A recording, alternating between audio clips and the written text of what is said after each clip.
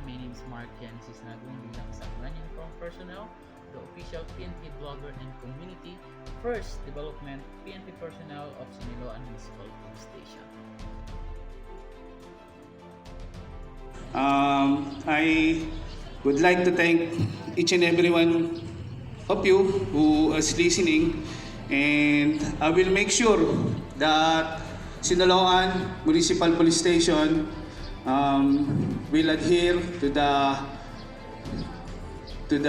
plans and program of Sinaloan government, Sinaloan, and make sure that until the end of my assignment as your OIC, or maybe will be a full-fledged chief of police, I will protect and serve the residents of Sinaloan to the best that Philippine National Police can provide.